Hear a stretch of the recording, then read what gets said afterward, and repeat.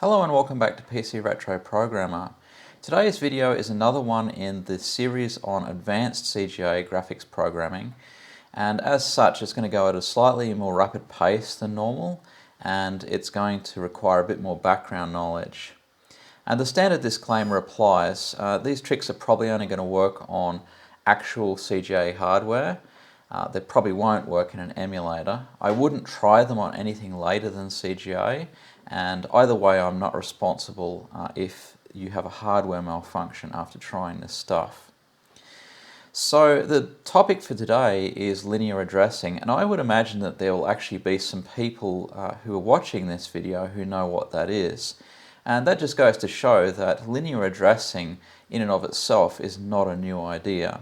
So I'm not claiming any originality there. In fact, I happen to know that there are people who have found ways to do linear addressing in CGA graphics modes before me.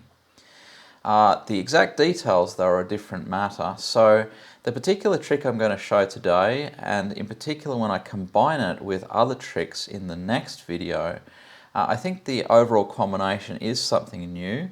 And it's certainly not something that you're going to be able to just go and read about on the internet. If that's not the case and you can find a place where you can, let me know as well, because I'd love to read about it. So I don't want to make too much of this because it's very hard to know what people actually already know. For example, the Amstrad CPC and the BBC Micro communities have 6845s in their machines, and they really know a lot of tricks.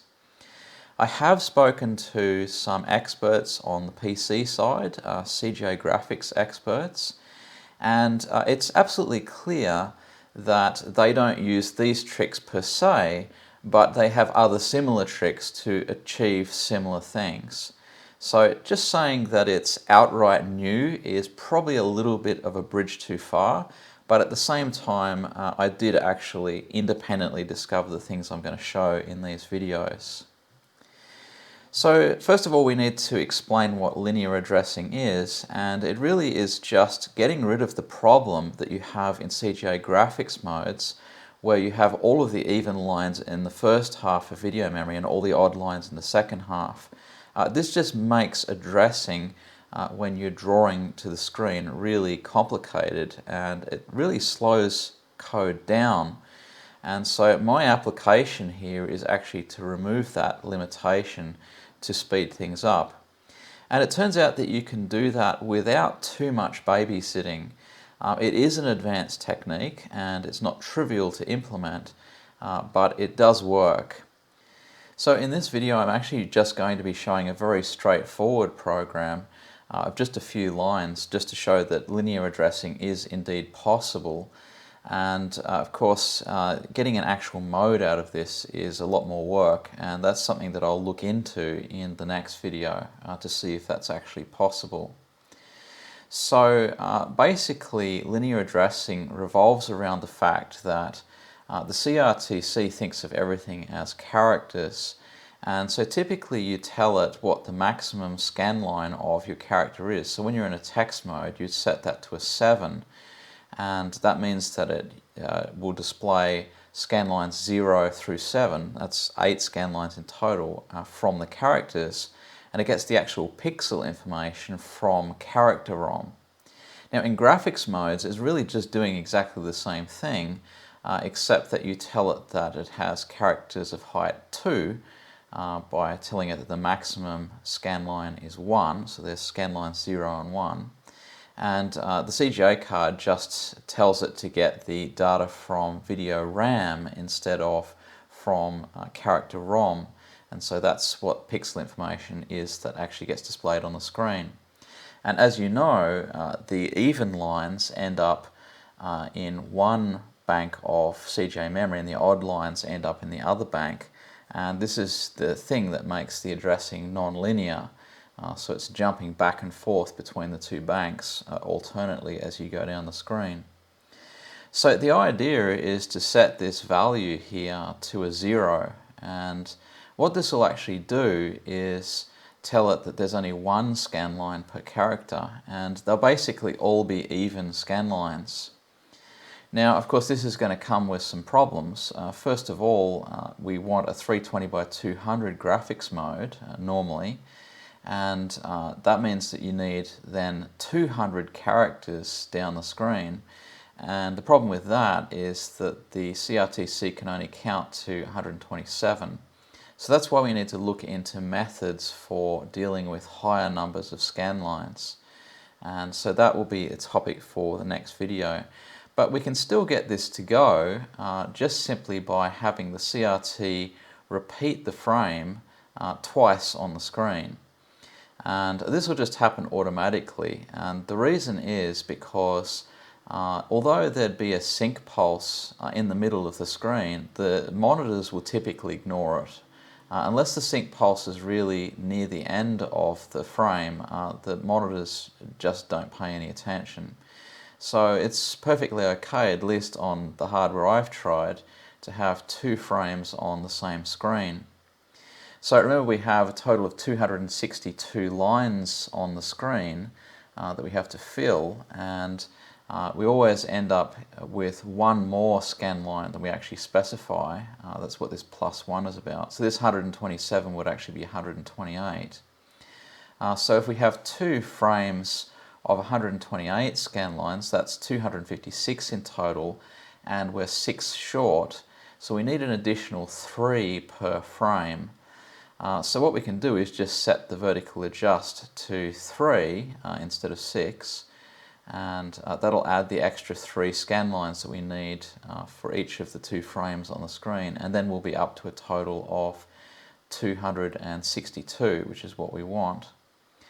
So that's what I'm going to do. As you can imagine, this is not particularly tricky to do. It's just a matter of setting some register values going into the CGA mode 4, and then just putting some data into video RAM to verify that we actually have linear addressing. And so that's what I'm going to show in the little example program that I've written.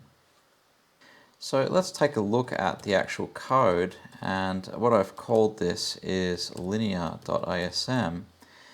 And what this program is going to do is set up the CGA segment as normal and change into CGA mode 4 just using the ordinary BIOS video interrupt using the change mode function.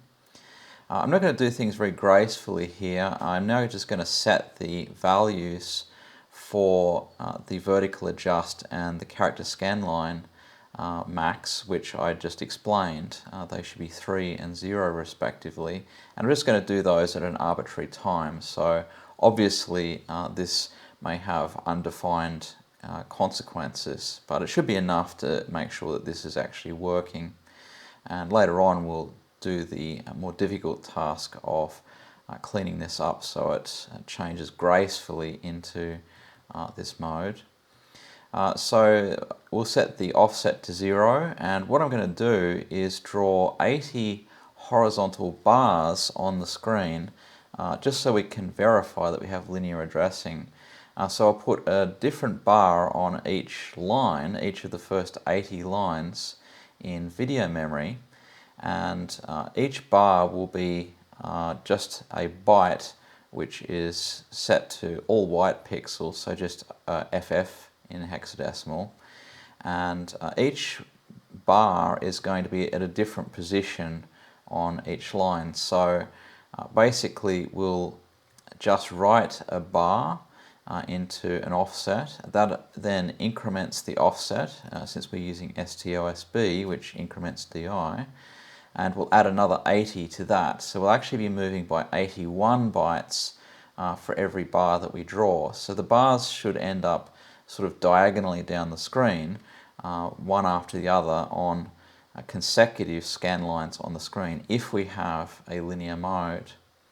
And so just loop around until all 80 of those are done, and then it's just the normal stuff: wait for key press, restore the text mode, and exit to DOS.